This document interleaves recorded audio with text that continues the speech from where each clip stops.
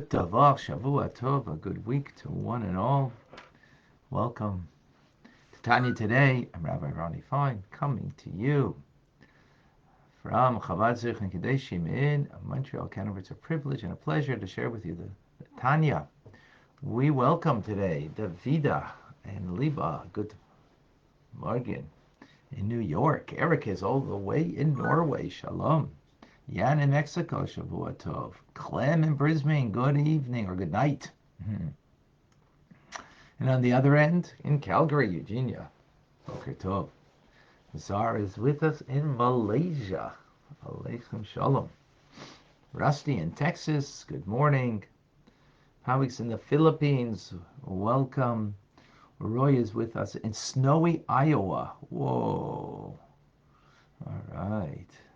You beat us out. We'll give you the honors. David in Scottsdale, Arizona. Usually from California. Batya David in Montreal, welcome. Anna in Budapest, Shavua Tov. Deshaun, good morning. Clive is with us. Andrew in Springfield, New Jersey, good morning. Samita, welcome. Simcha in Florida is with us. Saul in Bhutan. Not certain where that is, but wherever it is, welcome. And good evening in the Philippines to Darren. Tim, Shavua Tov in Texas. John in North Carolina, Shalom. Ahmad in Morocco. Oh, welcome back. Haven't seen you for a while. June in Australia. Good night. Hannah in Italy, Shavua Tov. And Isha, welcome. Jody in Toronto. All right, my former, well, that's the place I was raised, actually. Heather in Connecticut, welcome. Roy says the video keeps on pausing. I hope that's not the case for others. Lordana in Calgary is with us. Oh, Andrew says. Facebook, it is freezing and then it goes and then it's coming in and out. Thank you. Okay. Clubhouse, we have Vilma, Batya, and David, Boss, Andrea, Michelle, Tim, Jeffrey. Instagram, we have Clay in Peru. We have Mashiach Now. We have Pit Photographer. We have Marlene.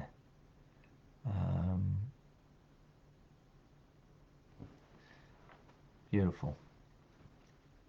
In Poland, Ariel is with us. Shavua Tov. If you put it on pause and hit play, then it should fix itself. Great.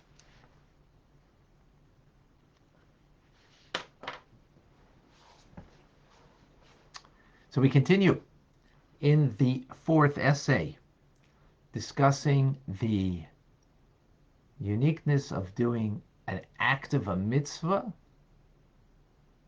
the action of a mitzvah, in doing the physical deed, as opposed to love and awe that we feel in our heart and experience that is not connected to the mitzvah.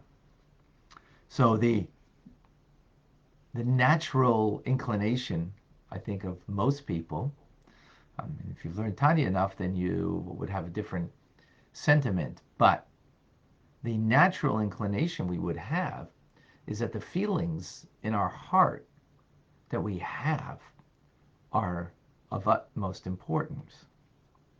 So when you feel a connection to God, you feel a love and awe for God, that would be paramount. That would be the most important thing. Just do it.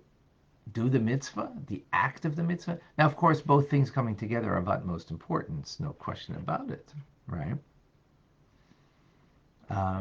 But in the act of the mitzvah, there's something greater, and that's something that we've talked about previously at great length.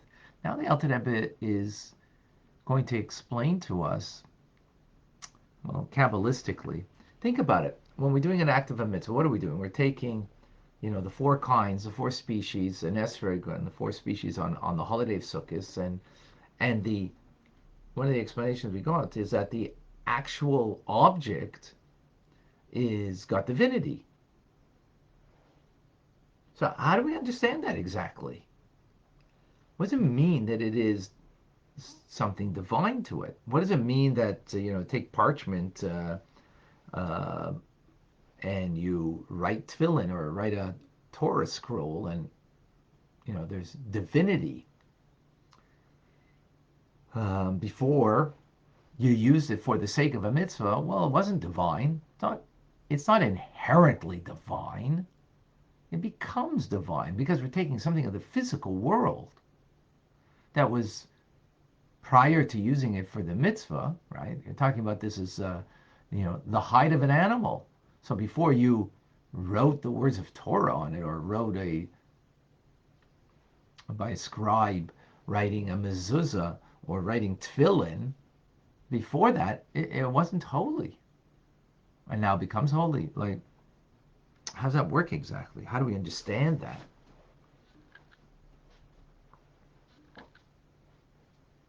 Because till it was used for the sake of a mitzvah, so like everything in this physical world, it has a spark of God in it, because it's that spark of God that animates it. So everything has a spark of God, but it's hidden, it's concealed, it hasn't been elevated. And then all of a sudden it becomes elevated, and the lissids, as the Kabbalistic understanding, Zuna Vatzilus, the the union between male and female in the world of Atzilus, the world of emanation, that now purifies, rectifies, and it becomes in a state of godliness. Now it's godly. Before it wasn't, now it is.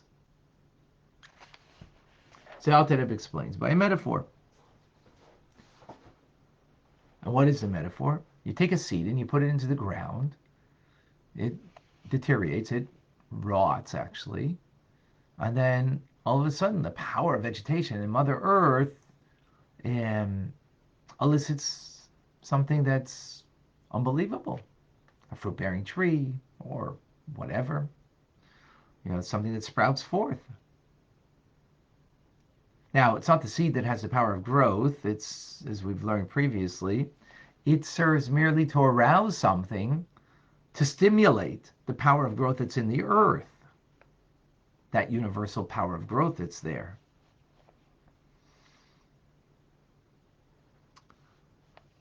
That's the metaphor. What do we see? That a simple little seed that is incomparable to a beautiful fruit-bearing tree that comes forth from it.